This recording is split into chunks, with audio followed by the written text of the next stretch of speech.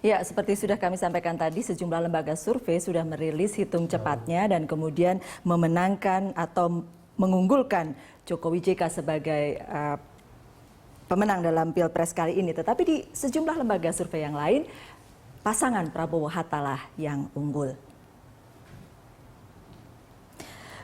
Bang Don, ini tadi kita sudah bicara, memang agak repot juga nih, dua kubu sama-sama mendeklar kemenangan, memang ada hasil survei yang berbeda, memang repot buat kita semua. Seperti saya sudah bilang tadi, saya tahu quick count ini sejak tahun 2004. Dan saya waktu itu menjadi pemret di Metro TV pertama sekali quick count di Republik ini. Itu pertama kali saya membaca nama Don Bosco Salamun. Lalu kemudian kita mengenal teman-teman ini semua, kayak Kodari ini, kemudian LSI-nya Denny, LSI-nya Saiful dan kawan-kawan. Kita semua kenal dan kita tahu track record-nya gitu.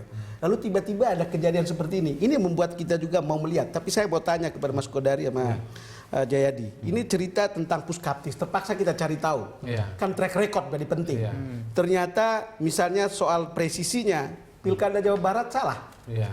Dia bilang Heriawan itu cuma dapat 22%, ternyata menang di KPU. Lalu kemudian di Sumatera Selatan, dia bilang itu si Alex Nurdin itu nomor kesekian, yang menang kemudian Alex Nurdin. Lalu kemudian sama juga ketika di pemilihan legislatif tahun 2009, ini ada semua datanya. Saya tidak tahu kebenarannya, kan teman-teman kan ada habitatnya di situ. Mas Kodari, kita kemarin juga bicara soal track record. Iya kan? Lembaga survei ini.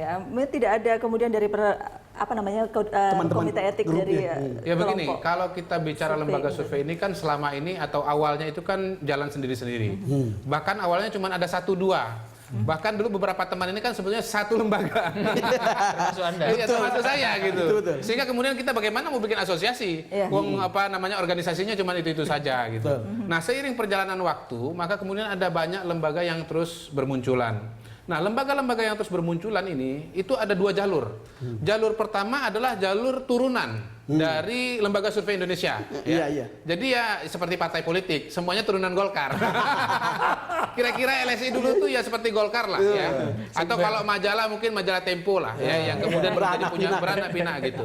Ada A, ada B, ada C dan seterusnya. Nah, untuk orang-orang yang dulu pernah tergabung entah sebagai direktur, entah sebagai peneliti senior, entah sebagai tim, entah kemudian yang di lapangan yang lebih muda-muda, itu kita tahu dan kita kenal.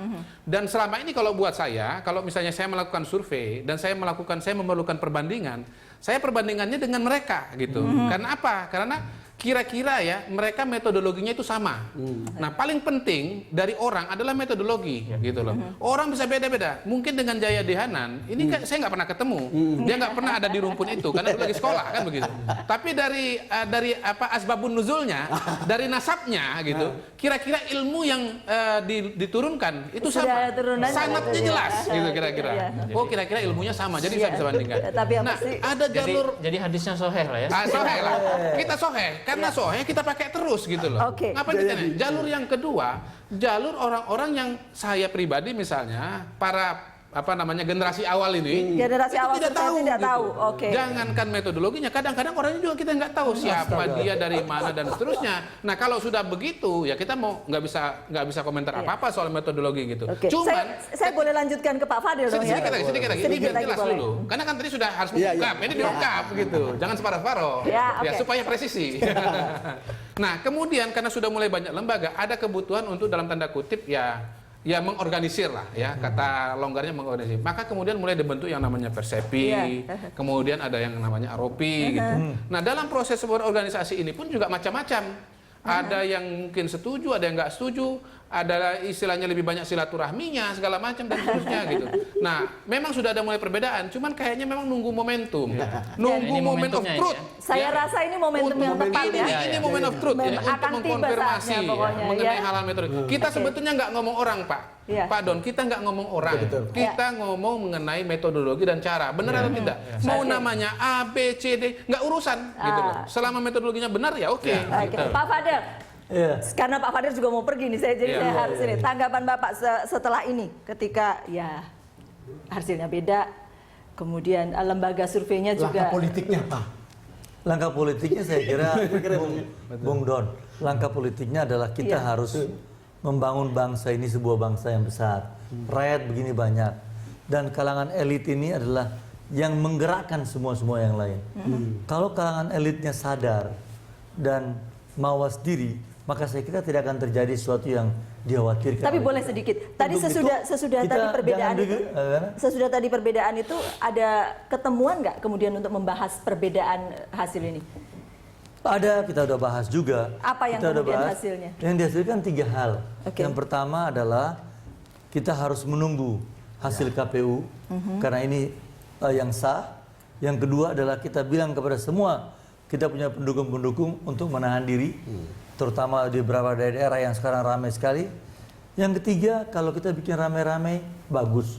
Bikin di ruangan, bikin di media, berdebat di seperti begini nggak apa-apa.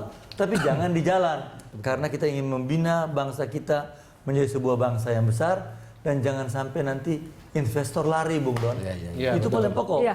Kita mau jaga ini. Karena Kita nggak mau kayak Thailand. Sebelum Kita nggak pemilu, mau kayak Mesir. sebelum pilpres saham sudah bagus ya. Iya. Iya, betul. karena tanda-tanda katanya karena Jokowi sama JK akan menang, pasar optimis. Lalu kemudian jadilah rupiah bagus, ya IHSG bagus. Oke, baik. Oke. Kita akan kembali sesaat lagi. Pak Fadil, terima kasih Terima sudah kasih, hadir di terima Berita kasih. Satu ya.